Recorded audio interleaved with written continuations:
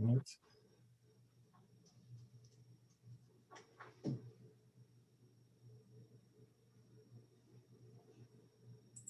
Henry, good to see you. Okay. I'll be back. Jenny, where are you? Okay, back to you, Jenny. Thank you very much. Okay, so I will just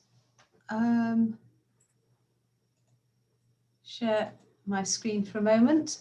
Just to say, so I'll start off by saying welcome to everybody who's here. Thank you very much for joining us. Apologies to anybody who tried to join us Thursday evening but didn't manage, but delighted that you got the right login for today.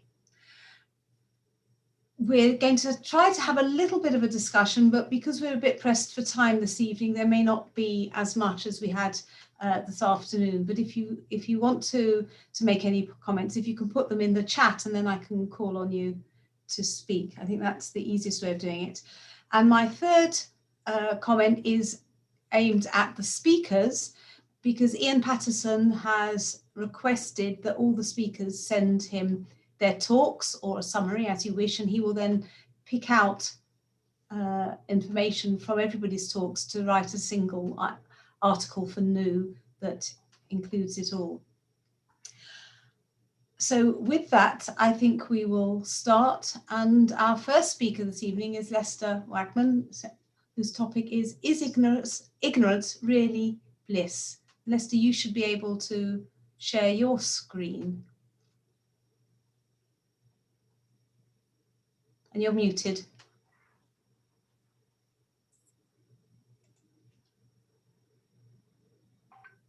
Yeah. And share. Okay. Can you see my title page? Yes. You can. Great. Okay. In which case I can begin. So, is ignorance really bliss? The phrase first appeared in Thomas Gray's poem, Ode on a Distant Prospect of Eton College, in which he actually said, "Where ignorance is bliss, 'tis folly to be wise." As ever, the phrase is in fact much misquoted, including by my late mother, from whom I learned it. The phrase and the misquote and the fact that it is misquoted is in itself hugely ironic. But what is bliss anyway? We talk about the concept of bliss as a sort of euphoric utopian state, but do we regard it as real, or is it just a fantasy? Is there anything really such a thing as bliss? In this world, it could be argued that expressions of bliss tend to be something physical. But is the concept also delusional? Coming back to my late mother again, she was also known to sigh, "Ah, bliss," when she sank back into a hot bath or into bed at the end of a long or tiring day. It was figurative, Lester, of course. Lester, we're still seeing your first screen. Is that intentional? It isn't. Sorry, that's only because I haven't moved it on. Sorry. This is not your mother in the bath. No, it isn't my mother in the bath. Oh, you missed the cartoon. Oh, sorry. I mean, there we are. Is ignorance really bliss? 'Tis folly to be wise. And there was a little cartoon that I thought might amuse people. Going back to this, coming back to my mother in the bath, a mother would sink back into the bath and say, "Ah, bliss." And also when she got into bed at the end of a long and tiring day. It was figurative, of course, but she clearly recognized that at best these moments of bliss were in fact fleeting.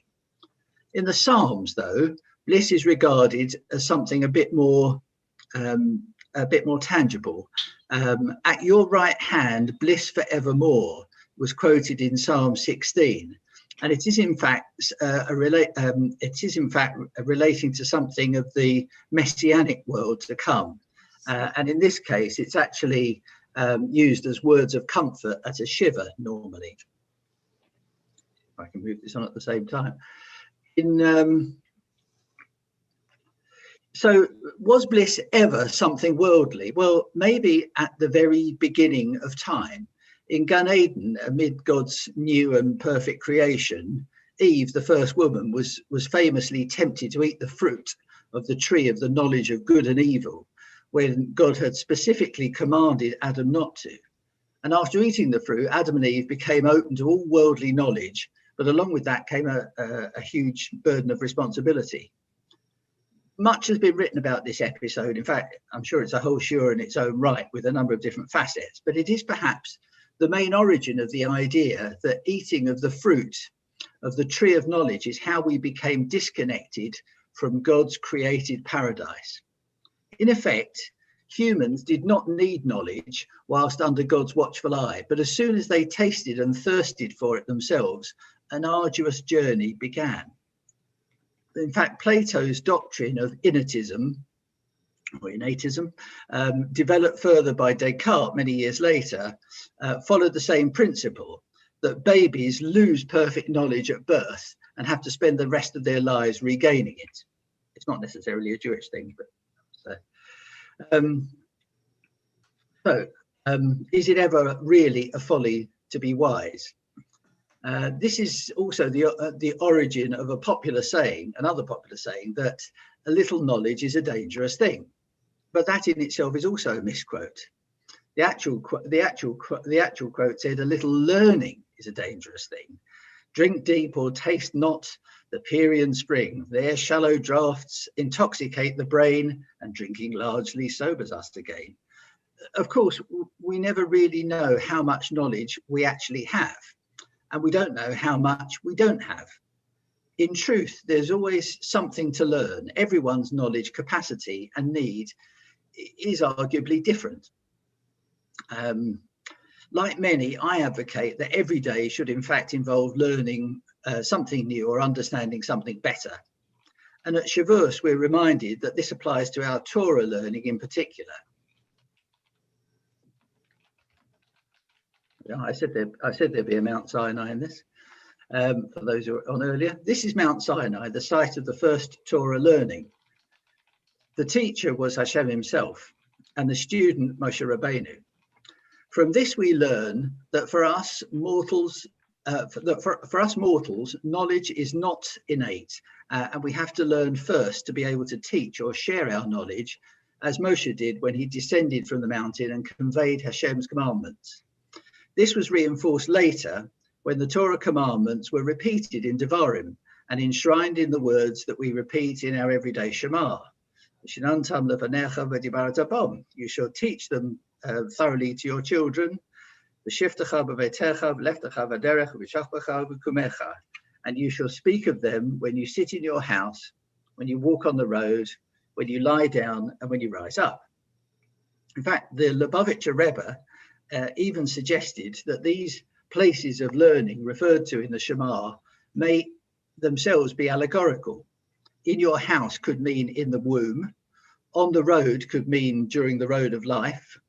When you lie down might mean when you retire or pass on from this earthly world, and when you rise up may itself be another reference to the Messianic age.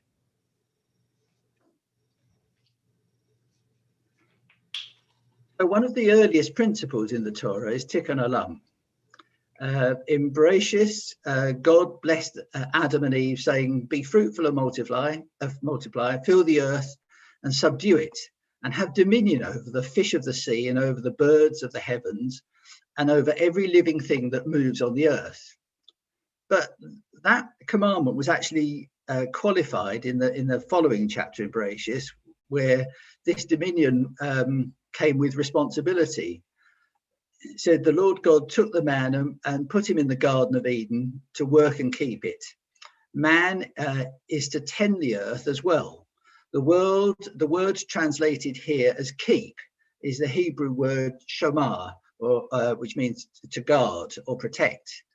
Man's rule is not without restraint. Rather, he must care for creation as his dominion.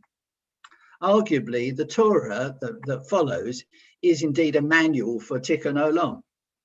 Whether it's crop rotation through Shemitah, leaving something for the poor, peah, or humane slaughter, shechita, the Torah guides us. We know industrial scale farming in the dairy industry is rife and horrendously cruel. But do we always insist and check that our milk and cheese is sourced responsibly?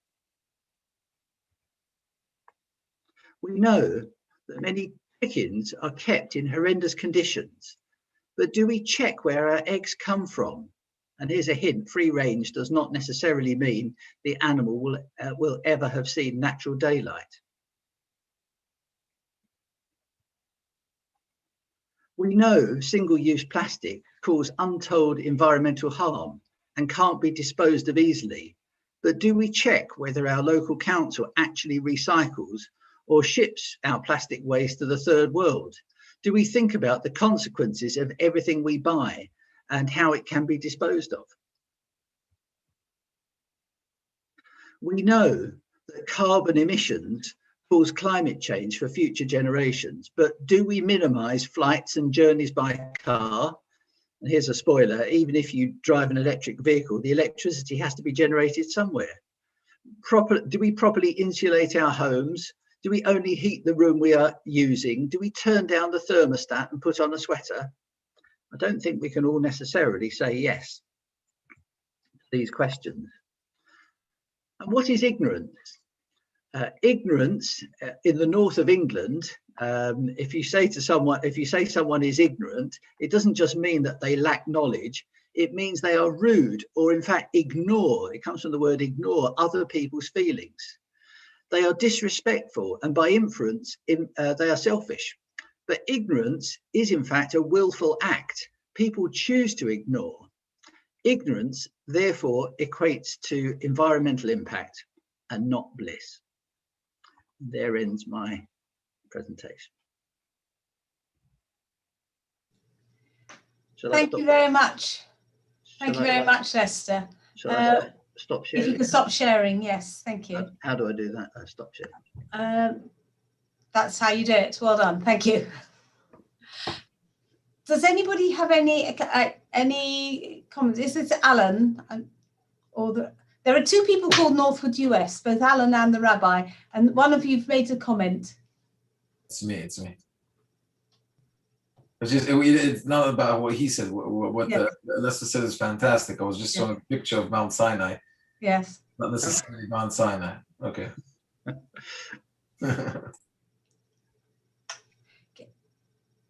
If there's any questions or anything anybody wants to ask, I'm happy to, well, in my limited knowledge, try and answer. Perhaps this is the perfect time to mention that after a fairly abortive association of synagogues attempt to green shuls a couple of years ago, where not a lot happened, the Board of Deputies has now taken this on, and Kim and I are hoping to be doing various things that will reduce the environmental impact of the shul.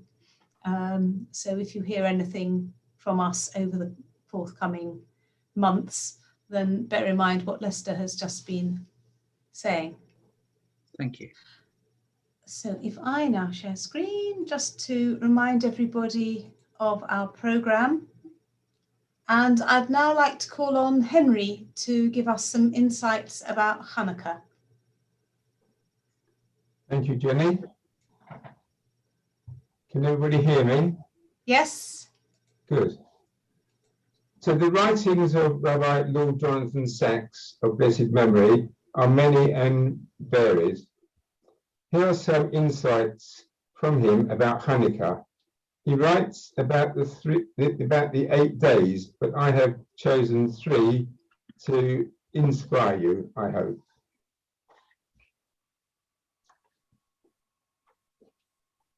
Inside and outside is the heading. There is more than one command in Judaism to light lights. There are 3, the Shabbos candles, the Havdalah candle, and the Hanukkah candles. The difference between them is that Shabbos candles represent Shalom Bayit, peace in the home. They are lit indoors They are, if you like, Judaism's inner light, the light of the sanctity of marriage and the holiness of home. The Hanukkah candles used to be lit outside the front door. It was only fear of persecution that took the Hanukkah candles back inside. And in recent times, the Lubavitch Rabbi introduced the custom of lighting giant menorahs in public places to bring back the original spirit of the day. Hanukkah candles are the light Judaism brings to the world when we are unafraid to announce our identity in public, live by our principles and fight if necessary for our freedom. As for the Havdalah candle, which is always made up of several wicks woven together, it represents the fusion of the two, the inner light of Shabbos joined to the outer light we make during the 6 days of the week, when we go out into the world and live our faith in public. When we live as Jews in private, filling our homes with the light of Shekinah, when we live as Jews in public, bringing the light of hope to others, and when we live both together, then we bring light to the world. There always were two ways to live in a world that is often dark and full of tears. When we curse the darkness, or we can light a light. And as the Hasidim say, a little light drives out much darkness. May we all help light up the world. So that was one aspect. Another is entitled Hanukkah in Our Time.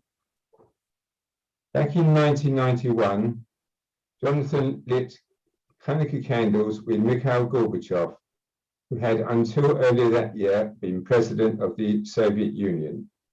For 70 years, the practice of Judaism had been effectively banned in communist Russia. It was one of the two great assaults on our people and faith in the 20th century. The Germans sought to kill Jews, the Russians tried to kill Judaism. Under Stalin, the assault became brutal. Then in 1967, after Israel's victory in the Six-Day War, many Soviet Jews sought to leave Russia and go to Israel. Not only was permission refused, but often the Jews concerned lost their jobs and were imprisoned.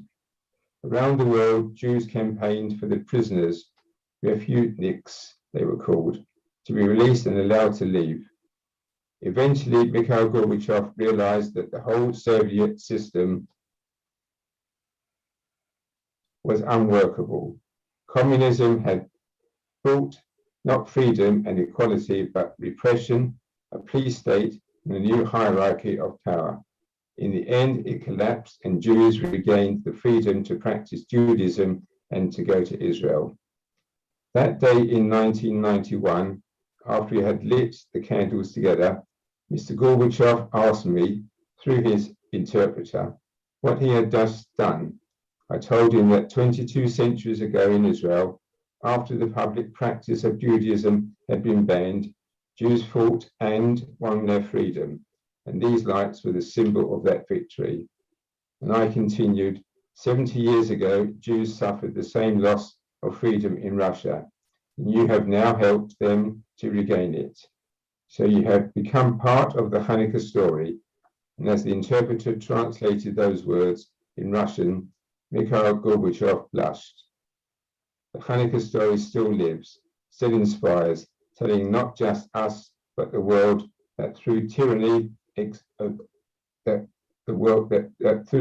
though tyranny exists, freedom with God's help will always win the final battle.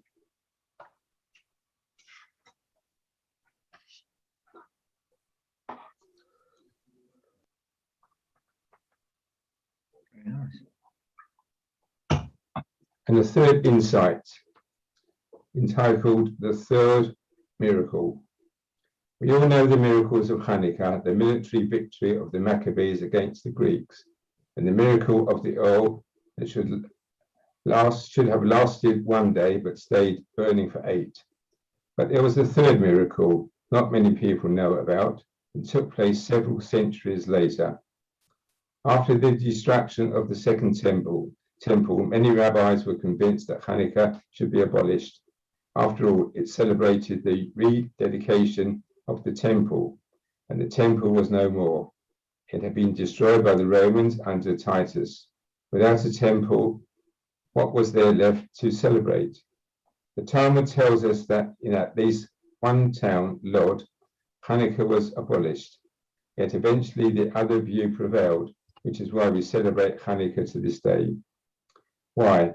Because though the temple was destroyed, Jewish hope was not destroyed. We may have lost the building, but we still had the story and the memory and the light. And what had happened once in the days of the Maccabees could happen again. And it was those words, Od lo avda tikva beinu, our hope is not destroyed, that become part of the Hatikvah that inspired Jews to return to Israel and rebuild their ancient state. So as you light the Hanukkah candles, remember this: the Jewish people kept hope alive, and the hope kept the Jewish people alive. We are the voice of hope in the conversation of human mankind.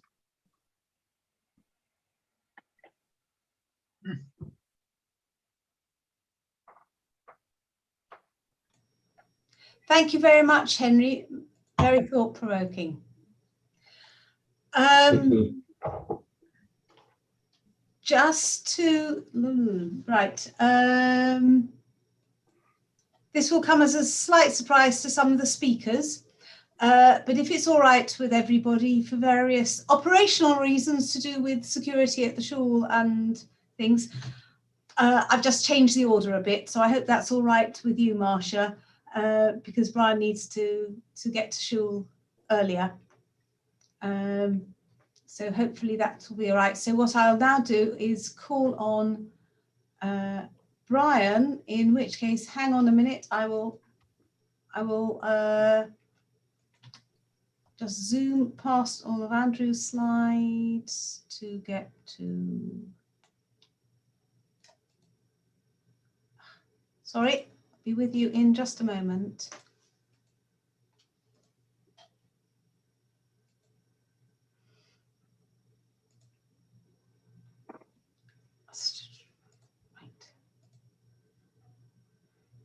Okay, Brian, over to you, and let me know when you want me to move on with the slides. Brian, you're muted. Thank you, Jenny. Thank you for rescheduling me, and apologies, Marcia, that I'm treading on your footsteps, so-called here. I need to get to the shul earlier in view of some incidents that have happened in London. We want to have some guys standing outside before this evening's service starts. Anyhow, my subject, the Mountain Jews of the Caucasus. I was watching Euronews some weeks ago when they featured a small town that they said is the only place outside Israel overwhelmingly inhabited by Jews.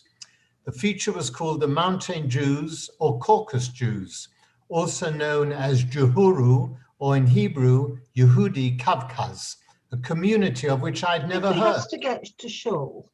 Of course, I became intrigued and decided to do some research with the help of the internet.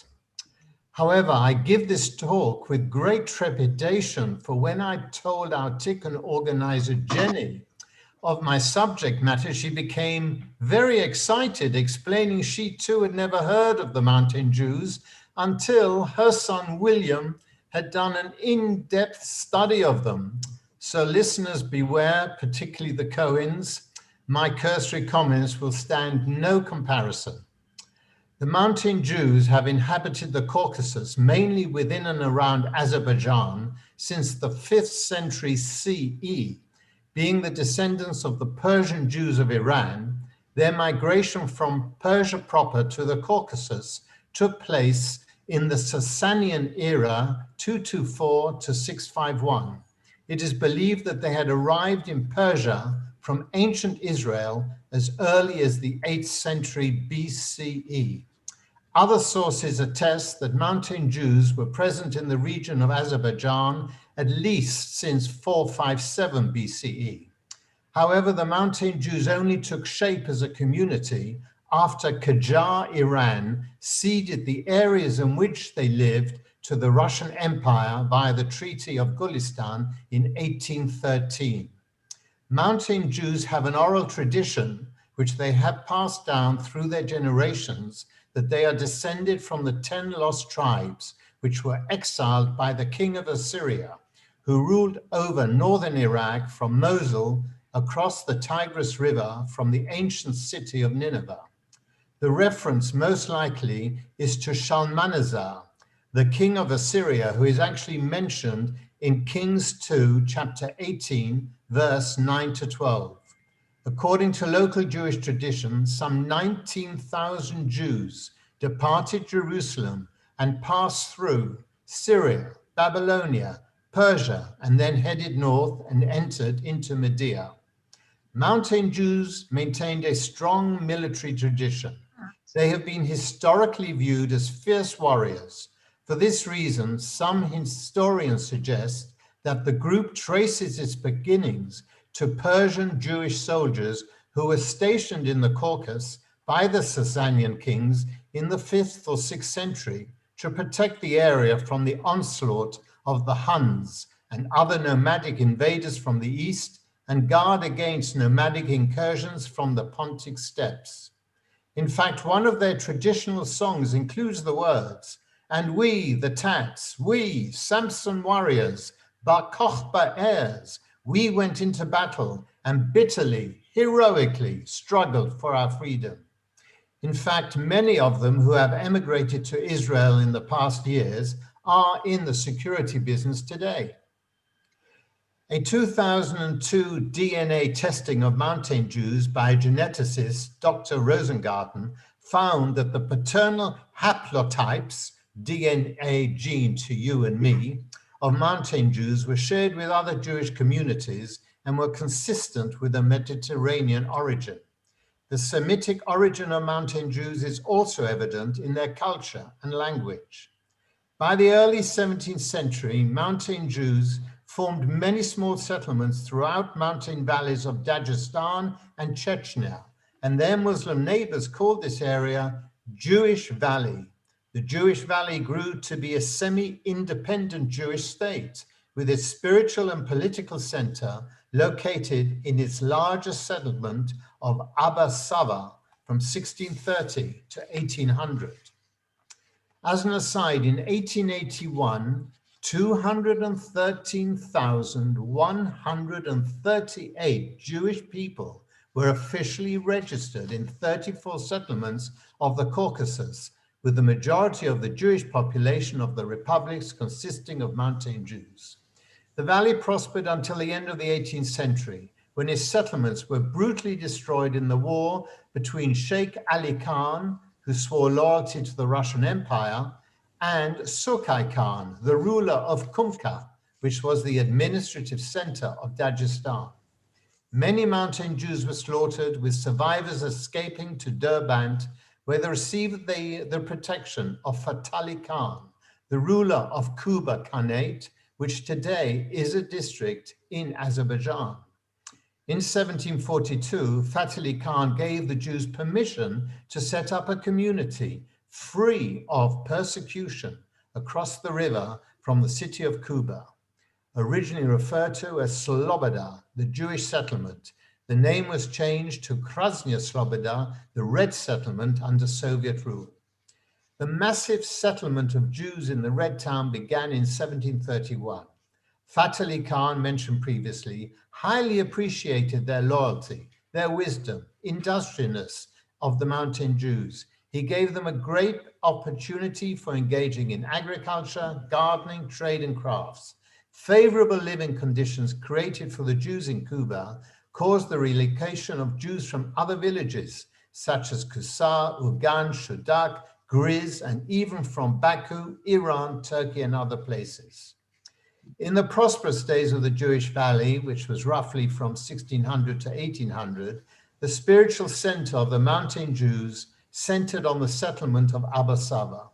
Many works of religious significance were written there. Here, Elisha ben Shmuel HaKatan wrote several of his piyot. Theologist Gershon Lala ben Moshe Nakadi also wrote a commentary to the Mishnah Torah of Maimonides, and Rabbi Matthias ben Shmuel HaKohen wrote his Kabbalistic essay, Kol HaMavasa in Abu Saba. Over time, the mountain Jews adopted the dress of their Muslim neighbors, and outside the house, both single and married women covered their hair and headscarves. Perhaps, Jenny, you have the photo of the locals? No. Yeah, there we have it. They look very familiar, don't they? Whilst they retained the dress of the Highlanders, they continued to follow Jewish dietary laws and affirm their faith in family life. They maintained many of the customs, including circumcision and the principal forms of religious worship of our ancestors, including keeping all the festivals. Cases of intermarriage with Muslims in Azerbaijan or Tajikistan were rare, as both groups practiced marriage within their own group, even though they had good relations with their Muslim neighbors. Mountain Jews are not Sephardim nor Ashkenazim, but rather of Persian origin, and they follow some Mizrahi customs, developing their own unique traditions and religious practices, infused with teachings of Kabbalah and Jewish mysticism. They have also traditionally maintained a two-tier rabbinate similar to ours, distinguishing between a rabbi and a dayan. In the 1930s, the Soviet Union closed the synagogues belonging to mountain Jews. The closing of the synagogues was part of a communal ideology which resisted religion of any kind, and these same restrictions were applied to other ethnicities and religions. Soviet authorities propagated the myth that mountain Jews were not part of the world Jewish people at all, but rather they were members of the Tats that settled in the region, which subsequently became a very useful tool when addressing the occupying Nazi forces during the Second World War. In the Second World War, some settlements of mountain Jews were occupied by the German Wehrmacht, and during this period, they killed several hundreds of mountain Jews until they retreated in 1943. Fortunately, many mountain Jews survived, either because German troops did not reach all the areas, or, as mentioned just now, they were successful in convincing local German authorities that they were really Tats, the native people, similar to other Caucasus Mountain peoples, and not related at all to the ethnic Jews, but merely adopted Judaism and its practices. At the beginning of the 1950s, there were once again functioning synagogues in all major mountain Jewish communities. By 1966, reportedly only 6 synagogues remained, as some were confiscated by the authorities in earlier days. Nevertheless, the community's ethnic identity remained unshaken despite the Soviet efforts to generally stop religious worship. After the fall of the Soviet Union, mountain Jews experienced a significant religious revival among increasing religious observance by members of the younger generation. After Azerbaijan's independence in 1991, many residents emigrated to Israel, the United States, and Europe, and the population dropped from the roughly 18,000 that had lived there during the communist era. Although in an interview with the Chabad rabbi of Baku, which I saw on YouTube, he stated there are still 30,000 Jews in Azerbaijan, with 20,000 being in Baku. Today, the main concentration of what they like to be called Caucasus Jews is in Gimitsi. Jenny, if you have that picture of the town written with its name on the wall, there you have the main synagogue, and there is Gimitsi, the town, which is a village and municipality in the original Kuba district of Azerbaijan, and that is one of their synagogues. The town's name in English translates as Red Town and is the same town where they originally congregated in the late 18th century.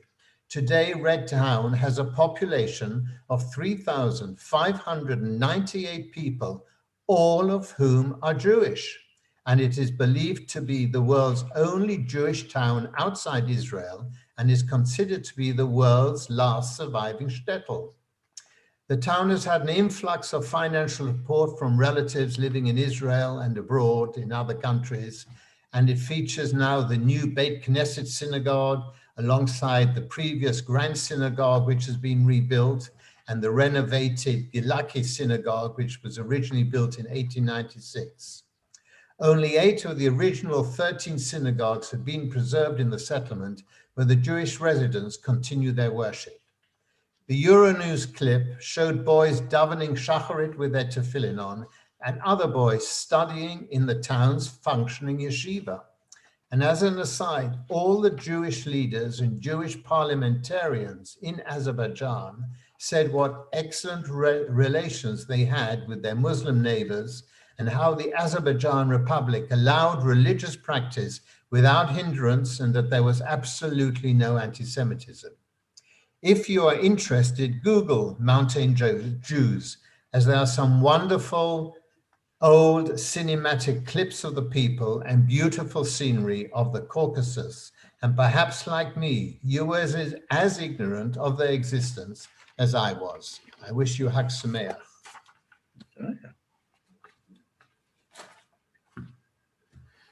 Very much. And just to clarify, I didn't know, I knew that the Mountain Jews existed. William knows a lot about the politics of the Azerbaijan, Armenia, Georgia area. And he told us about the Mountain Jews, but I didn't actually know. And we're planning a trip there, but I didn't actually know what you were saying. So thank you very much, Brian. Thank you for rescheduling me. Can I just say, my son-in-law represents the Azerbaijan government. No. Yeah. Now you tell me. Yeah, and he was in Baku, and they have the most remarkable shul that's been built in the last 7 or 8 years. He said it's the most beautiful shul he's ever seen in his life. Wow. It is absolutely vast in the middle of Baku.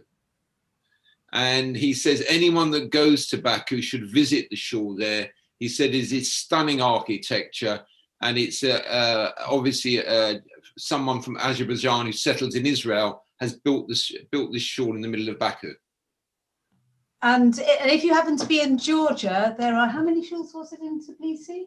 There's at least one big shul in Tbilisi. And we had Shabbat lunch with the man who owns or runs the lemonade and fizzy drinks factory. And he's got all the fizzy drinks in Georgia with a hechsher on them. And there's also another, what's the one on the west coast? And there's also a big shul in Batumi. So William was in Tbilisi when he was working there for a year, and Judith went on Purim to the shul in Batumi, and William was in Tbilisi. So there's quite a thriving, small but thriving communities there as well. But I think those are inverted commas ordinary Jews rather than the mountain Jews. Interesting, very interesting. So thank you very much. I'd like to call on Andrew. You are a co-host. You should be able to share your screen, and if not, I've got your slides if you need them.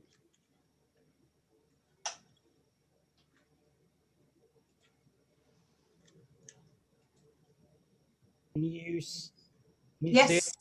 Yep. Let me just turn it into a. There. Can you see that? Yes. Fantastic. Well, thanks very much, everybody. There's been a very eclectic mix of talks, and this talk, compared to some of the wonderful talks we've had earlier, is going to seem perhaps a little bit technical and dry, but I hope you'll find it interesting nonetheless.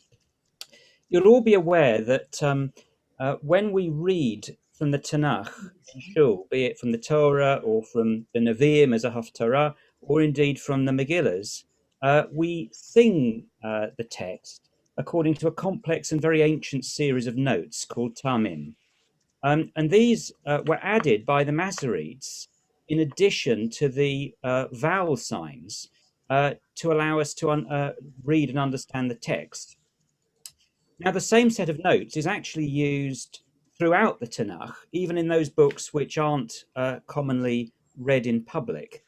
And so, although they're important to guide singing, they are first and foremost a sophisticated system of punctuation marks, which group and separate different words and clauses in a strict hierarchy to clarify the meaning of the text. And you can understand that if you were to take English and take out all the punctuation marks, including full stops, you pretty soon struggle to understand the meaning. And the text of the Tanakh is no different. And in fact, the Ta'amim are a much more sophisticated system of punctuation marks than we would use in English.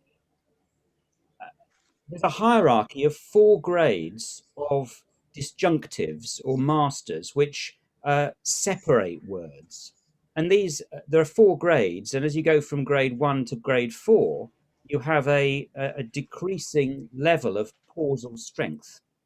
And at grade 1, you'll be very familiar with sof pasuk at the end of a verse, and etnachta, which will divide a verse into 2 equal parts. And so sof pasuk and etnachta are both grade 1 disjunctives. And the different disjunctives also bring with them so-called servants to support those masters, which are conjunctives, and they will group words leading up to the disjunctive. Now, some notes are much rarer than others and only tend to appear in much longer verses, and some are very rare indeed. And as a rule, when we sing them, the rarer notes tend to have the most florid tunes associated with them, especially in the Eastern and Western Ashkenazi traditions. Their infrequency, funnily enough, leads to a much greater variability in the way that different Baal Koreim will sing them. Because if they're only sung once or half a dozen times a year, a lot of variation will creep in. There's not constant reinforcement of how they ought to be sung. And today I'm going to consider the 4 rarest notes, the 4 rarest Ta'amim, which we really only hear a few times a year. Now, the first one is possibly everybody's favorite, Shalshelet. Shalshelet is you can see there over the middle shin of the word, is a vertical zigzag of 6 lines. Actually, when I counted them, that Shalshelet only has 5 lines. So that's strictly not correct. It should be six zigzags. And it's always followed by a vertical line like a pasek, which goes along with the note. The word means chain, and you can almost see it as like a chain from earth to heaven. This note appears 4 times only in the Torah and only 3 times in the rest of the Tanakh, in Isaiah, Amos, and Ezra. Technically speaking, it's a grade 2 disjunctive, which is grammatically equivalent to segol. And so actually what it's doing is it divides a sentence or verse essentially into 3 pretty much equal parts. Now you might say, well, why not just use a segol? And the answer is that segol always has to be preceded by its servant Zarka, which you see there. Zarka, segol. So when you require a note of pausal strength on the first word of a verse, it has to convert to shalshelet. And that's why it doesn't crop up very commonly. In the Torah, shalshelet occurs 4 times, as I say, in Vayera, in Chayesora, in Vayeshev, and in Tzav. And interestingly, it always seems to be doing something similar. It's over a verb at the beginning of the verse, and it almost symbolizes the inner turmoil of the character in the story, wrestling with his emotions, wrestling with his inner demons, and not quite sure what he should be doing next. So if you look here, this is from Vayera, where Lot is being schlapped out of the city of Sodom before God destroys it. And the shalshelet is over that first word, vayet mama, and still he delayed. So he's wrestling with his inertia, his desire to stay in the doomed city, and actually the angels end up having to slap him out physically. Now, how do we sing shalshelet? Well, there's a certain amount of variability, but most people will sing it like a very florid pazer. So let me see if I can get this right. Vayet mama. I should never have done this like this. I'll come back to it. But anyway, Lot is wrestling with his inner demons. Now, in the next example, we've got Chayesora, and here Eliezer, Abraham's servant, has been sent off to find a wife for Isaac. And you might say, well, what are his inner demons here? Why have we got a shalshelet over Vayomar? And he said, before he goes on to ask God to give him good fortune and help him fulfill his quest. Well, the rabbis teach that actually Eliezer had a daughter who he quite fancied marrying to Isaac himself. And so a bit of him wanted this quest to be unsuccessful so that his own daughter could end up being married to Isaac. And so you can see that the inner tension there. The next example is from Vayeshev. And this is, of course, from the story of Joseph. And Joseph is in Potiphar's house, and Potiphar's wife has taken a bit of a shine to him and has tried to seduce him. And here the shalshelet is over the word vayamain, but he refused. Again, symbolizing Joseph wrestling with his inner temptation to comply with what his master's wife wants him to do. But of course, in the end, he manages to triumph and refuse her advances. And the final example is from Vayikra in Parashas Tzav. And now this is perhaps a little bit difficult to understand as well. I mean, here the note is over Vayishchat, and it was slaughtered. Moses here is taking part in a ritual to inaugurate Aaron and his sons as the priests. And perhaps here, the inner turmoil that's going on is, although Moses, of course, has accepted the fact that his brother is going to become the hereditary priesthood, perhaps a little bit of him is wrestling with his inner demons, wanting actually that role for himself. So I'm just going to sing this note for you now. Vayishkat.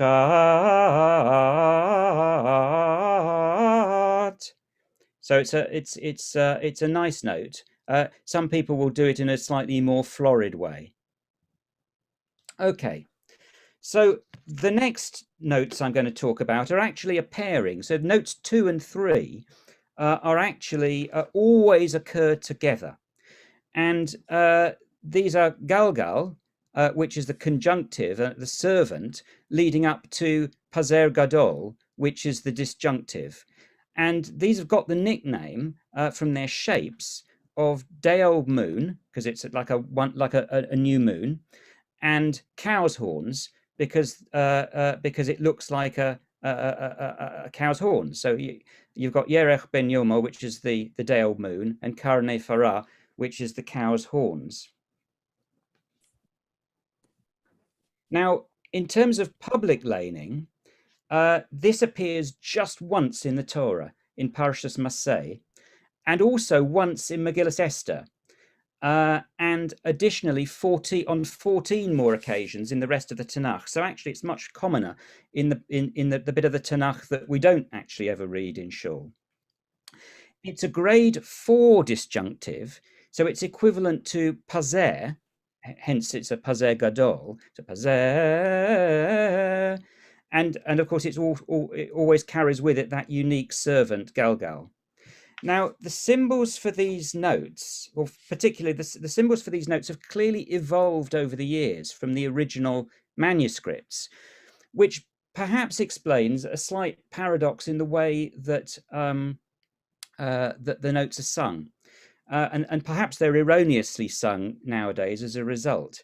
So in the original codices, and I'm looking here at the Pazer Gadol, in the original codices, it was done as two strokes of the pen like that, 2 lines, right angles to each other.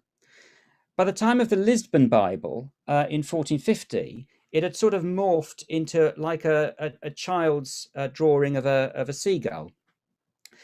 In the manuscript of Caspar Ammann, he was a German Christian humanist who was very keen to record in notation style the sound of the different notes, because he was very interested in the text of the Hebrew Bible.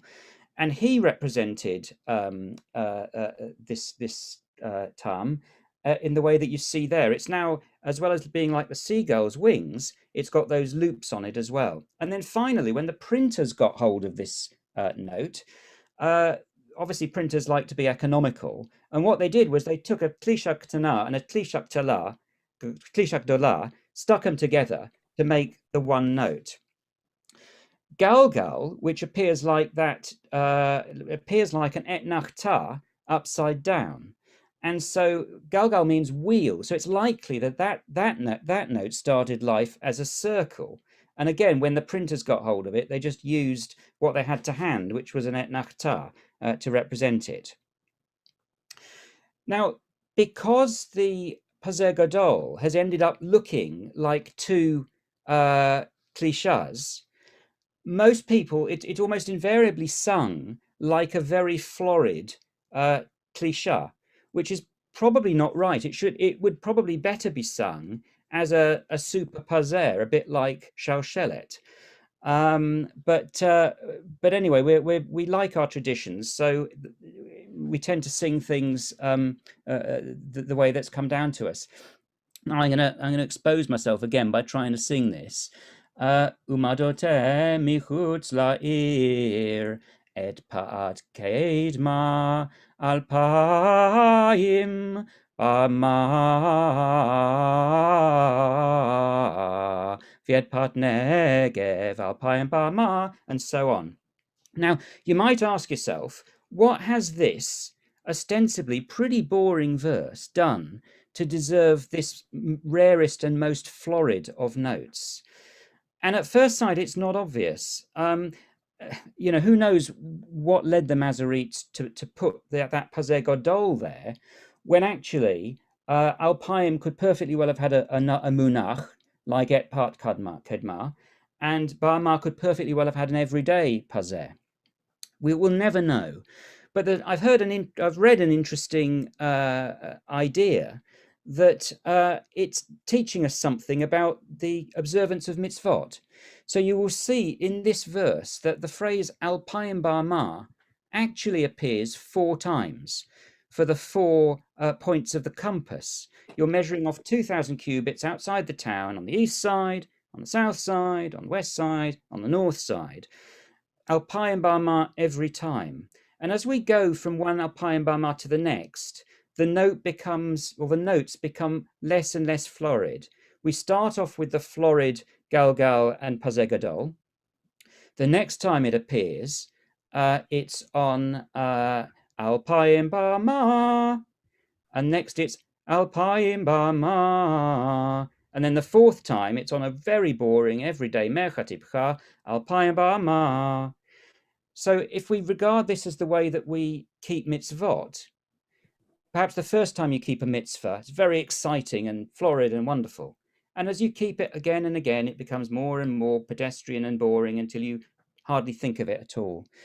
But perhaps nonetheless, we must keep on keeping the mitzvot, even though they appear to be becoming everyday and pedestrian. The note also appears in the Megillah at the climax of the story, when Haman is about to get what's coming to him. And the notes are on which Haman made. So we're talking here about basically Harbona, one of the eunuchs, is dobbing Haman into the king, and he's saying that in Haman's house there's a gallows which he intended to use to hang Mordecai. And so this is the climax of the story. You can understand maybe why this verse deserves to get a special note. But of course, unfortunately, because everybody's trying to drown out the name of Haman at this point, most of us never get to hear the note properly. Now, finally, we're going to talk about Merca Cafula, which is a double Merca. This is my fourth and final rare note. Now, this appears only 5 times in the Torah, once in every book except Devorim, and twice in Bamidbar, so 5 times overall. And it also appears, and those of you that do Haftarahs will know this, it appears once in the Haftarah for Baholatecha, or Shabbat Hanukkah, which is from Zechariah. And then it appears 8 times in the rest of the Tanakh, making 14 times overall. And it always appears in this sequence: Darga, then Merca Cafula, and then Tipcha. And you might sing this Darga. Oh, I'm going to have to come back to that. I'm sorry. It's gone out of my head. But that's how it goes. It almost always appears on a monosyllable. Not always, but almost always. It's tempting to see it as a, if you like, an error in a tavir, which is like a mercha with a dot in it, tavir. But actually, it because it always follows a darga, and a tavir often follows a darga. But it's obvious from where it occurs that actually it's part of the following tipcha clause. And so it's actually not a disjunctive; it's a conjunctive with the following tipcha. But the problem is that because it's got a florid trope associated with it, it's very difficult to make it sound conjunctive. It usually sounds like disjunctive, like it's cutting things off. This verse appears, this note appears, as I say, 5 times in the Torah, in Toldot, Shemot, Shemini, Shalach Lecha, and Matot. What it's doing, I have no idea. I have not been able to read or find out or work out why this note rather than something else. What is interesting, though, is that if you go through all 14 occurrences of this note in the Tanakh, on 4 occasions, it appears on the word lo, lamed aleph, meaning not. On 3 occasions, it appears on the word lo, lamed vov, meaning to him. And on 1 occasion, in Matot, it appears on the word la, lamed he, meaning to her. So it's appearing on lo, la quite a lot, but I have no idea what actually it's doing. And I'm just going to have another go at singing it. Darga, Merca Cafula, Tipcha, and then often Sof Pasuk. There, I got it in the end. And that's the verse from Matot, which we read relatively recently Okay. And that's the verse from the Haftarah that you'll anybody that's done the Haftarah over Hanukkah will have sung. So I hope I've given you some insight into these 4 very rare tamim, and that you'll look out for them as they occur during the yearly cycle of Torah reading and Haftarah reading and Megillah reading. Thank you very much. Thank you very much indeed, Andrew. So if you don't mind stopping sharing. Yep. I should have known better than to try and sing it in real time. One thing's for sure, I'll never delay again.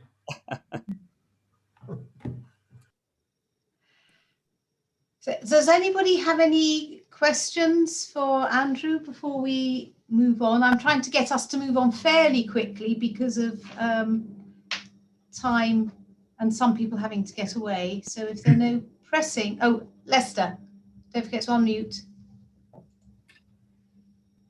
Yeah, Can I, at the risk of challenging Andrew, because I have actually volunteered to do Haftorah coming up soon, could I ask him to have another go at that note, just so I can learn from that, please? Well, in the Haftorah, it sounds similar. So in the Haftorah, it would be Darga, Darga, Merca Cafula, Tipcha, Tip. Yeah. So because the Darga is slightly different in the Haftorah. Right. Lester, we won't notice. Oh, yes, we Definitely won't notice. A lot of people just sing it like a tavir and nobody notices the difference. Okay. That would be doing Yes. injustice. Everybody, when I allocated them, everybody had to be referred to Brian Goldstein. We didn't know you could do it as well, Andrew. Just to sing it. It was so unique, but I never got the hang of it anyway. Okay, well, thank you very much. If we could now move to Paul, who is talking about Elijah the prophet. Yep. Can everybody hear me? Yes. Really good. Right. I shall start. So, why Elijah? I have to admit, it's all a bit self-indulgent. Coming from a northwest London, largely non-religious background, the Seder and circumcision were rituals and festivals we followed, and to this day remain the most commonly observed Jewish rituals, and that was certainly true of my family. Who is this mysterious invisible man who visited our Seder, where we watched to see if the wine had been drunk in the special Elijah cup that had been prepared for him? And who is this mysterious being who also attends every circumcision, where a special chair is set aside for him? I always wondered, and still did until I attempted my research for this Devar. It turns out that the character named Elijah in the Bible bears almost no relationship to the Elijah of Jewish folklore. Talmudic and medieval law detail many episodes in which Elijah makes earthly visits to saints, scholars, and Jews in distress. Paragraph 1 of the last biblical prophets, Malachi, announces that it is Elijah who will perform the final miracle before the coming of the Messiah. And he shall reconcile the hearts of fathers to sons and the hearts of sons to fathers. And centuries after Malachi, when the rabbis of the Talmud could not resolve certain disputes, they would suspend discussion until Elijah comes and resolves it, they say. So from these disparate but warm-hearted roles, one would probably guess that the Elijah of flesh and blood, the prophet who appears in both books of Kings, was a kindly, lovable and diplomatic sort. But one could be no further from the truth. There is no biblical prophet more furious, impassioned and uncompromising. Hiking through the hills of Israel, dressed in his loincloth and carrying a stick, Elijah declares war on idolatry and on the Phoenician queen Jezebel, wife of King Ahab, king of the 10 northern tribes, for introducing the idol Baal into the Jewish state. During an extended drought, which he prophesies, he challenges the 450 priests of Baal employed by Jezebel to meet him in a competition. Each side is to prepare a slaughtered bull, to lay it on an altar, and then invoke its god by name. The Israelites will witness whose god sends down fire to consume the sacrifice. The priests of Baal try first, praying, performing wild dances, and finally, desperate to elicit a reaction, slashing themselves with knives until the blood streams down them, but nothing happens. The midwife. Yeah, yeah. Okay. It is then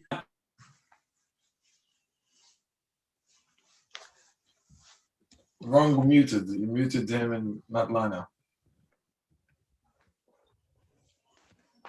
Can you hear me now? Can you hear me now? Yeah. It is then that Elijah, standing alone, entreats Hashem to prove his power. He does so in a great fire. The large crowds of Israelites watching, awestruck, spontaneously declare, over and over, Hashem Hu Ha Elohim, to conclude the Lord, He alone is one, words which 3,000 years later are still used to conclude the Yom Kippur service. Afterwards, Elijah arouses the crowd to kill the 450 priests of Baal, and that they do. On another occasion, when Queen Jezebel arranges the judicial murder of Naboth, followed by the stealing of his vineyard from him for her husband Ahab, Elijah waits for the king to enter the plot, then damns him. Have you murdered and also inherited, he says, and prophesies the gruesome and horrible deaths of both Ahab and his queen, which of course, all in due course come true in the not too distant future. Of all possible biblical figures, I was intrigued why it was that this outraged prophet was singled out to become the beloved grandfather figure and miracle maker of Jewish legends. Having looked into it a little bit, I found two reasons. It would appear to be grounded in text, and the third admittedly speculative, but my favorite, so I'll save it to the end. First, the Bible suggests that Elijah does not die. As he is walking off with his disciple, Elisha, he suddenly ascends heavenward in a chariot of fire. Enoch, Adam's son, is the only other biblical character whose non-death is implied. This information of immortality is enough to account for Elijah's many post-mortem return visits to earth. Secondly, there is no prophet more qualified to perform miracles than Elijah. Two of his wondrous acts, multiplying food and bringing the dead back to life, which are accounted to, seem to be the basis for miracles attributed to Jesus more than 800 years later. In the immediate aftermath of Elijah's defeat of the priests, he flees from the enraged Jezebel into the desert, where he spends 40 days in solitude. During this time, Elijah cries out angrily to Hashem that the Israelites have forsaken your covenant, and I alone am left, presumably meaning that he feels he is the only Jew and only monotheist left on earth. Hashem does not permit Elijah to wallow in his self-righteousness. He gives him many new tasks and miracles to perform and sends him on his way. But this is where the most satisfying and third explanation of his legendary status I read comes in, as it links Elijah's presence at both a Seder and circumcision to the very fact of his anger. Here, in Elijah's exaggerated condemnation of every other Jew, is the reason for his many reappearances. He who sees himself as the last Jew is fated to be a constant witness to the eternity of Israel, to be present when every male Jewish child enters the covenant and when every Jewish family celebrates to remember and teach the next generation about the event that delivered them as Hashem's people. And this brings me finally on to my particular summation. Instead of feeling disappointed, as I thought I might when I started this research, as another childhood fantasy bubble was pricked and burst, I feel re-energized, as now I know at every Seder, as we pour our fifth cup of wine, open our door and usher in our miracle worker and protector, I will smile to myself, as I know his eventual arrival will herald a time of redemption, peace, and spiritual bliss. Thank you. Thank you very much, Yishkoach. Does anybody have any comments or questions to Paul, who I know has to rush off shortly?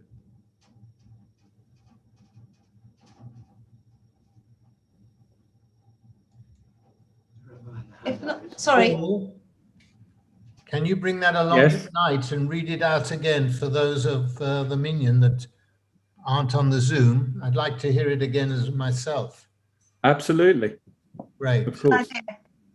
And perhaps that's a good time for me to mention again to all the speakers, and I will be emailing you, but it probably won't be for another week, that Ian Patterson would really like to have your talks, and then he's going to shorten them and amalgamate it into a single article for the next new magazine. So that's from all three sessions. So thank you very much, Paul. Very interesting. Can I now call on Marsha, who's been very patiently waiting, and thank you very much for letting me reorganize the timing. Thank you. I think it's actually Robin who's very patiently waiting, so I will get on with it. Okay, let's start. I will have two pictures that I want to share. Which make you a co-host. Okay, and Martin's here to help me do that, so because I have not got a clue. Okay, just two pictures, that's all. Most of it, the rest of it is just me. Okay, so first of all, thank you to Jenny and all others involved in organising and taking part in this fantastic event. Secondly, I'd like to wish everybody Shavuot Tov and Chag Shavuot Sameach. And thirdly, my dear father passed away a few weeks ago, as most of you know, so I'm dedicating my learning tonight to the elevation of the soul of Pesach ben Shneur Zalman, the Masha. May his beloved soul be for a blessing. Okay, so I'm going to talk about Jews and camping, or do even Jews go camping? I'm going to look from three perspectives. One is a historical biblical one, another is one to do with prayer, and another is a contemporary one. Okay, first of all, let's get started with the historical perspective. Camping or living in tents has been a significant part of ancient culture and lifestyle for our people. We were portable, moving around to find food, create community, escape famine, flee from our enemies, so we took our homes with us. In the Bible, living in tents is of ancient origin. It goes back well before the days of Abraham. The first reference to tent life is actually in Genesis chapter 4, very early on, and refers to a man called Jabal, of whom it is said he was the father of such people as dwell in tents. Following the great flood, we are told that God will enlarge Japhet, one of Noah's sons, and he shall dwell in the tents of Shem, and that's in Genesis chapter 9. As we all know, Abraham, Isaac, and Jacob lived most of their lives in tents in and around the land of Canaan. We are told that Abraham pitched his tent near Bethel, Isaac in the valley of Gerar, and Jacob pitched his tent before the city of Shechem. And of course, very relevant to now, the children of Israel lived in tents during their 40 years in the wilderness. And Moses said of them, the children of Israel shall pitch their tents, every man by his own camp. And that's, of course, in Bamidbar at the very beginning. And even for many years after we entered the promised land, Israel still lived in tents. In the days of David, it was actually said to him, the ark in Israel and Judah still abide in tents, and that's in Samuel. So we were most definitely tent dwellers. At this time of year, we think of these post-Exodus Israelites wandering in the desert for 40 years, led by Moses. We know so much from the Torah and the Midrash about what they ate and what they drank and how they were guided with a pillar of fire at night and cloud in the day and water from Miriam's spring. But what about their shelters? What were their tents like? Can we have picture number 1, please, Martin? So how do we know what they're like? It's the black and white one. Sorry about this, 1 second. You'll find it. Share screen. Share screen. It's not that. Sorry about this. You haven't closed it. I haven't closed it. No, I didn't close anything. Yeah, that one. Okay, so the one that, yeah, okay, that'll do. I haven't shared it yet. Oh, he hasn't shared it. It wasn't that one. Okay. It wasn't that one. It was a different one, but never mind. No, it's the other one. Sorry.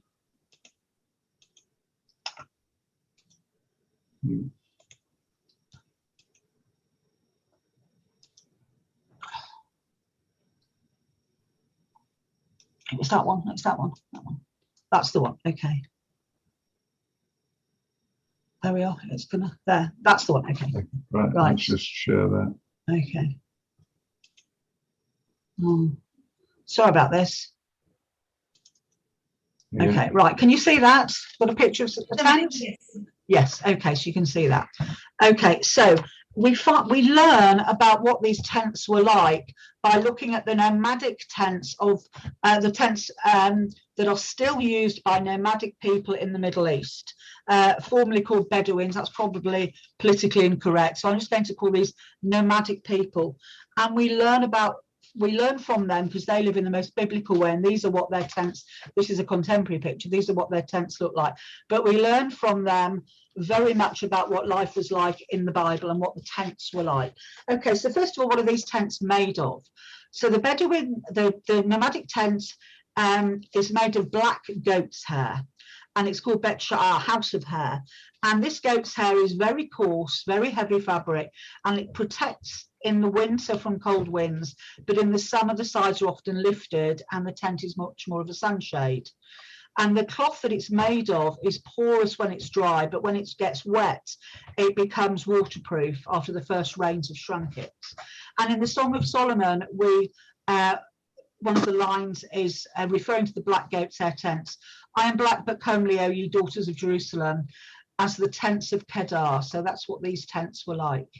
And the tents are made of the same material that we know as sackcloth in the Bible, but it isn't sackcloth. When we think about sacks today, we sort of think of this sort of brownish jute weave. It's not that. It's actually material made of very prickly, coarse goat's hair, and that's what the tents are made of. So that's what they're made of, and they're held up with poles, as you can see, and they're divided into sections.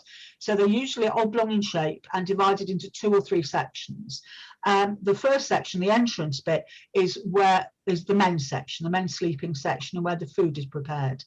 And the reception part. Beyond that is the section for the women and the children, and there may be a third section for servants or for cattle to be in. The tents were furnished with, because don't forget this is all portable, very, very extreme simplicity. A few coarse straw mats to sleep on with both chairs and beds. A hole in the ground was the hearth. A round piece of leather was the shulchan, the table, which was on the floor. And there'd be a bag of goat skin with the hair outward as a water container. For containing water or milk or grain. And there'd be a baking pan, a few spoons, saddles for the camels will be kept inside, and that was it. So not a lot of furniture, not a lot of luxury, no need to go down to Chaplain's for any of this. And new tents were very rarely made. What happened was old tents will be patched up, and each year or whenever the tents were wearing out, or when a young groom or bride needed to have a new tent, they would take bits of old tents and patch them together. And the goat clippings would be used, and it would be woven into this sackcloth, as it were, and the material made on new strips of cloth replacing old ones that wore out. But they were pretty hardy. So that's what the tents were like. That's what they look like. We can get rid of that now. You've seen what the tents look like. Yeah. Okay, so the census in Bamidbar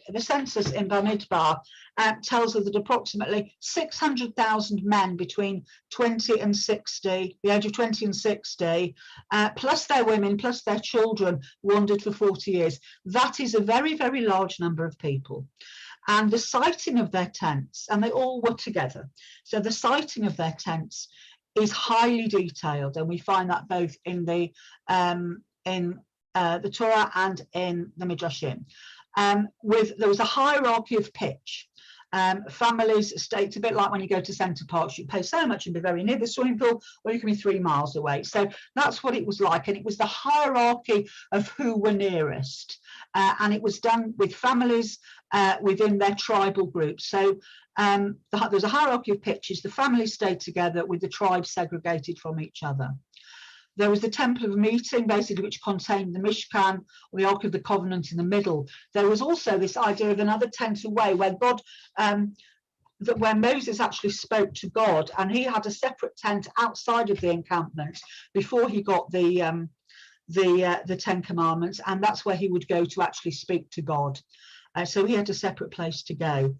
The logistics, so that there was the temple, and the Ark of the Covenant was in the centre. Can we have the next picture, Martin, please? This is very representational this picture, because obviously we don't know what it really looked like. But here it comes. That one. That one. That one. Yep. That's Let's it. just make it a bit bigger. It doesn't need to be bigger, just share it. Is it shared? Yeah, just share it. Is it shared? Yeah, that's it. Can you see that? You got a picture. Okay, this is very representational. We're not really interested. That bit in the middle is what they call the temple of meeting. Obviously, the Mishkan is on there, and you can see it separated, and there's obviously some sort of an altar in front of it. What I wanted you to look at, and obviously the shape, the tents are all like that, like triangles, and they actually did look much more like the more oblong effects that we had in the previous picture. But you can see how they are grouped, and so you know the cheap seats are at the back, much more near the you know, near the hills in the background, and the more important ones are near, you know, and Aaron as the priest, they have the nearby tents. Now you need to look at this picture for one other reason. First, it shows you how the tents are arranged, and we know that we can't. I don't know if I've already said this, but we can't possibly comprehend the logistics of moving all these people in these massive numbers, moving in any way. It was like a portable town, not just the people, the animals, their tents and their contents.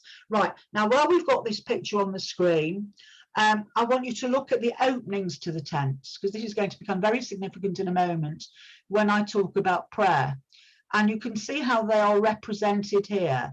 They're all in different directions, and there are not two openings facing each other. That's what the artist has attempted to do. So we're going to come on and talk about that. Martin, can we get rid of this, please? Yeah. Thank you. So I've given you a little bit of historical background, a little bit of ancient history about what they look like and what they were made of, these tents. But let's look at a little bit of prayer here. Just a very, very brief look. Okay, so we've got my favourite prayer. And my favourite prayer is the prayer that we say in the morning, and it's because of this line actually. My favourite prayer is Matovu. When we come in the morning in Ashkenazi communities, we say this prayer before to welcome ourselves to the synagogue. And there's so much written and so much research about this particular prayer. And I'm just going to share some relevant ideas that are relevant, particularly to these tents and some of the ideas that I've been thinking about. First of all, Matovu is the line in it that we're looking at is Matovu Alecha Yaakov Mishkanetecha Yisrael. How goodly are thy tents, O Jacob, thy dwellings, O Israel. And this is the only prayer that we have in our regular services that's commonly used in our regular services, written by a non-Jew. It's the only one. Okay, so this actually started off as a curse. So King Balak of the Moabite king sent Bilam, the great magician, off to look at the tents of Israel and curse the Jews, curse the Israelites. He wanted to curse them. But what actually happened was Bilam got there and he looked at the Jews, the Israelites, dwelling tribe by tribe in their tents. And something happened that made him not be able to curse them. He was amazed by what he saw, and his eyes became opened, as we're told in Bamidbar chapter 24. He found it enchanting, is the word used. He was in this wilderness and he saw the Israelites dwelling tribe by tribe, and the Spirit of God came upon him, and he said, how goodly are thy tents, O Jacob, thy dwellings, O Israel. Okay, so what does that line mean? Why is that significant? Where does it take us to in prayer? Well, there's lots and lots of stuff out there about that it's connected with Jewish learning. We're going into the synagogue, that we're going to learn to study, our study places, our synagogues. That's a lot of stuff about it, and there's lots of sources, lots of midrashim, lots of commentary. But I'm going here with the Rashi. I'm going with what Rashi actually said, because what Rashi actually said was that he didn't talk about synagogues or houses of Torah study. He said that it was literal. Rashi said, and he sources Talmud Bavli, the Babylonian Talmud. His perspective is that when Bilam saw that the entrances of the Jewish people's tents were not facing each other, that Bilam, the advocate of all manner and variety of salacious behaviours, he was a terrible man, recognised the holiness that reigned supreme among the Jewish people. Their desire to protect their privacy and their family modesty was so intense that they even concealed their tent entrances from one another. So 600,000 men and the women and everybody, and not two tents are facing each other with their openings. And Rashi found that absolutely amazing, that we could be so holy. And moving this on slightly, there is a great rabbi called Rabbi Kalonimus Kalman Halevi Epstein has taken Rashi's ideas further and said that another reason, not just a reason of privacy and family modesty, meant that we didn't face, but also that we didn't face, our openings of our tents didn't face each other because we are not sheep. Authentic Torah comes to each individual as an individual, and that each individual must grasp and develop their own approach to God and create their own unique openings to spirituality, rather than engage in what somebody else tells them to do. So he took this idea of these tent openings not facing each other as a metaphor to say that the entrances aren't facing each other, because even though you might have seen somebody do something else, your Rabbi might have done it or even tell you to do it, you must think for yourself and you must proceed in your own manner. And you must find your own opening and open your own opening to spirituality and directly link with God yourself, and not just walk upon other people's paths that somebody else has created for you. So in other words, don't be a sheep and have your own opening that is just for you. So that's a little bit about prayer, and I just want to spend very, very brief couple of minutes, because I'm very aware that we are really time bound now, with coming up to date with a contemporary perspective on camping. Jews and camping, two words that do not necessarily go together in a contemporary world. And I'm not talking about Sukkot, when we are commanded to be outside and to live in a hut, not really a tent, in a hut. In fact, a tent is not a great sukkah, you need a hut. But talking about holidays and holiday type camping. Holidays for us now in the contemporary world are about choice. And I will generalize here, most Jews do not choose camping. Possibly some very good reasons for that. In a Jewish Chronicle article dated September 2020, written by the editor Stephen Pollard, who, following on from the idea of limud in the woods, which was limud camping, shared his own experiences of camping. I will maybe get Estelle to send the link out to you, because this is really one worth reading. So Stephen Pollard, he didn't go to limud, but he went camping. And he had a fairly horrific experience, which he shares in a very, very humorous way. You know, that people were surprised that he had beds. Why shouldn't we have beds? He actually went glamping, and never again. The clincher from his wife was you can get freshly laid eggs, and his comment basically is, what's wrong with going to Waitrose to get eggs? Do I need to really go in to live in a field with only cold water? His writing is very amusing, but his conclusion is that when you're on holiday, you shouldn't make yourself less comfortable than when you are at home. And it's very strange for people who deliberate discomfort is relaxing. Now, the other side of that, I spoke with a friend last week, a religious friend, very, very religious friend, who goes camping regularly. And I asked her about this experience. So Stephen Pollard was against, I would think most Jews don't do it, but this friend, who's very orthodox, talked about going camping. And I'll just tell you very briefly to finish with some of the things she said about why Jews should go camping. It's a leveler. It gives you connectivity. If you go with friends, you become closer to them. You commune with nature. You run your day according to the sun and the moon and the birds. You sleep and wake according to them, not to an alarm clock or LBC. You look at the sky and you can actually truly see the heavens. You can daven outside. You're with your family. You can make do with what you have, and it forces you out of your daily living and to think about the living in every moment. And she also said, although she goes glamping and it's not quite the same, she said that for her there was certainly a connectivity with the idea of Jews of old, who, as I said, only had the odd pot, the odd pan, a piece of leather on the floor to sit on, maybe a mat, and that was it. And they managed with all of that. She said that in our very commercial, very materialistic world, just 2 weeks of this every year really did put you in touch with what life is all about, or should perhaps be all about.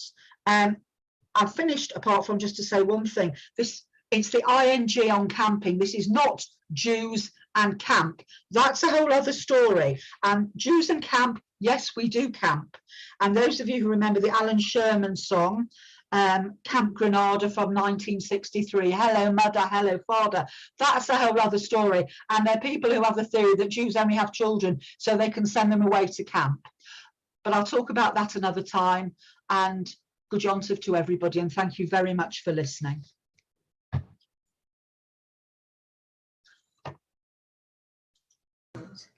Thank you very much. If it's all right with you, Marsha, we'll go straight to Robin.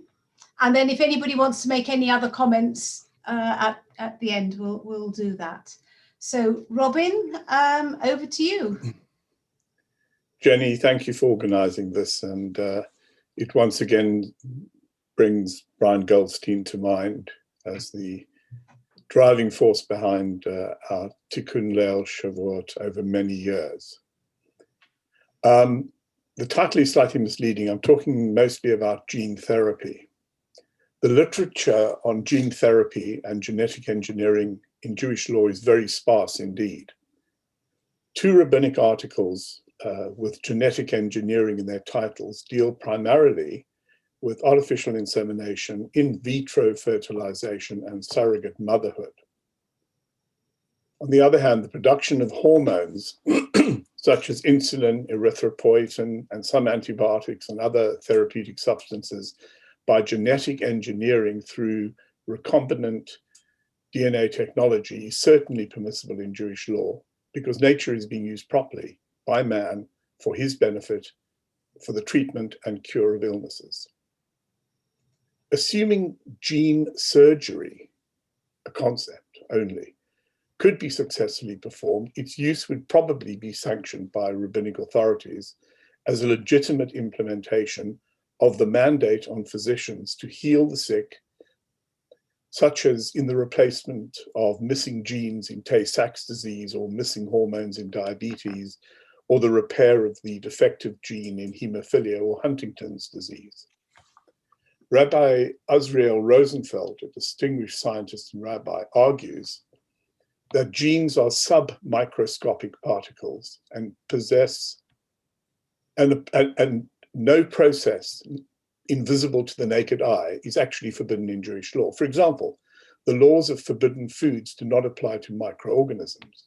In addition, a priest only declares ritually unclean that which his eyes can see.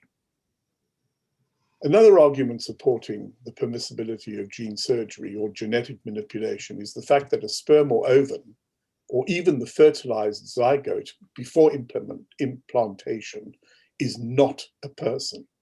Thus, gene manipulation is not considered as tampering with an existing or even potential human being, since that status in Jewish law only applies to a fetus implanted in the mother's womb. One could also argue that any surgery which could be performed on a live human being would most certainly be permitted on a sperm or ovum or fertilized zygote. For example, if there were a surgical cure for hemophilia, Tay-Sachs, etc., it would surely be permissible. Hence, it should certainly be permissible to cure or prevent these illnesses by gene manipulation. Rabbi Moshe Hershler, who served as the chief editor of the Talmudic Encyclopedia with a special interest in Jewish legal issues of modern medicine, warns against blinding ourselves to the potential of genetic engineering and gene therapy, which is no longer a dream or a fantasy, but is becoming a medical and scientific reality.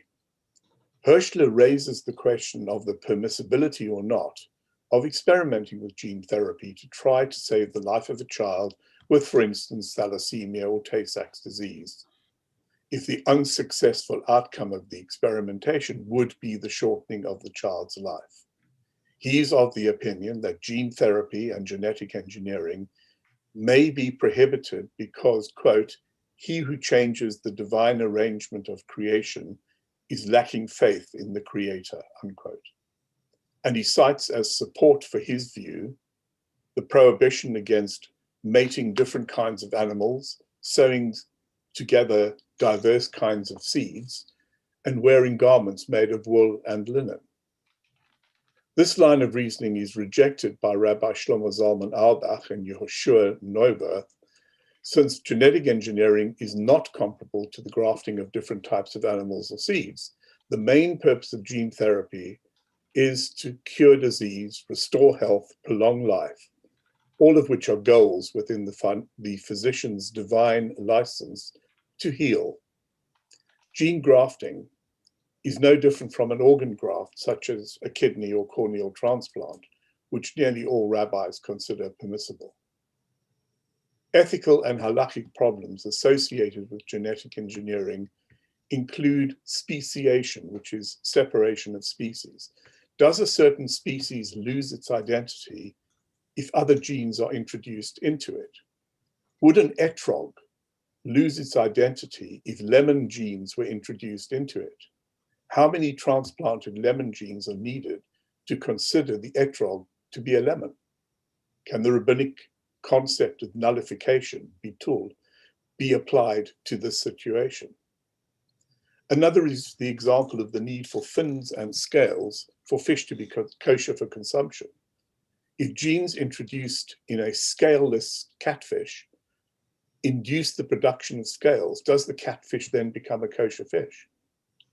So it seems clear that genetic engineering and gene therapy can and should be used to treat or cure, prevent disease, but much is left out that it can't do. Should these techniques be allowed to alter all human traits such as eye color, height, personality, intelligence, facial features? Probably not. Although some rabbis, including Rabbi Moshe Feinstein, allow elective surgery to improve one's beauty or physical features, for instance, to help in spouse selection. If Tay-Sachs diabetes, etc., or any of these other genetic diseases can be cured or prevented by gene therapy, then it should certainly be permitted in Jewish law. Genetic premarital screening is encouraged in Judaism for the purpose of discouraging at-risk marriages for a fatal illness such as Tay-Sachs disease. Neonatal screening for treatable conditions such as phenylketonuria is certainly desirable and perhaps required in Jewish law. Pre-implantation screening and the implantation of only healthy zygotes into the mother's womb to prevent the birth of an affected child are probably sanctioned in Jewish law. Whether or not these reproductive techniques may be used to choose the sex of one's offspring, to prevent the birth of a child with a sex-linked disease such as hemophilia, has not yet been ruled on by modern rabbinic decisions.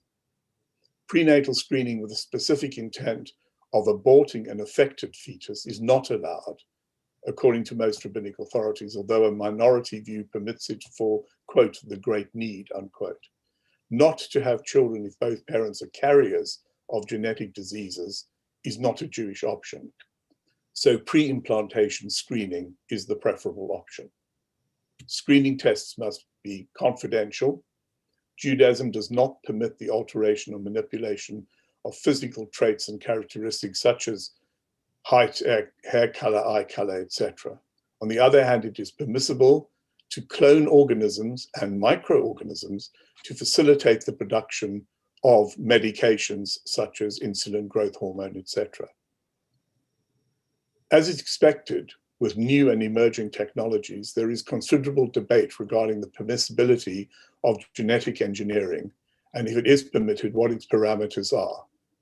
There's the issue of playing God or being on the slippery slope. However, some halachic authorities point to a principle articulated by Rabbi Yisrael Lipschutz, author of the classic commentary to the Mishnah known as the Tiferet Yisrael, which states, quote, any activity that we have no reason to prohibit is permitted in halakha. without having to find a reason for its permissibility. Because the Torah does not mention every permissible thing, but rather elaborates on only those things that are forbidden. Thus, in the absence of any compelling reason to believe that many of these procedures and techniques are actually forbidden, we can assume that they are permitted. I would just like to quote at the end the writing of Rabbi Emanuel Jakubowicz, Zichrono Tzadik Livracha, who was a great authority on Jewish medical ethics. It is indefensible to initiate uncontrolled experiments with incalculable effects on the balance of nature and the preservation of man's incomparable spirituality without the most careful evaluation of the likely consequences beforehand. Spare part surgery and genetic engineering may open a wonderful chapter in the history of healing, but without prior agreement on restraints and the strictest limitations, such mechanization of human life may also herald irretrievable disaster resulting from man's encroachment upon nature's preserves, from assessing human beings by their potential value as tool parts, as sperm donors or living incubators, and from replacing the matchless destiny of the human personality by test tube syringes and the soulless artificiality of computerized numbers.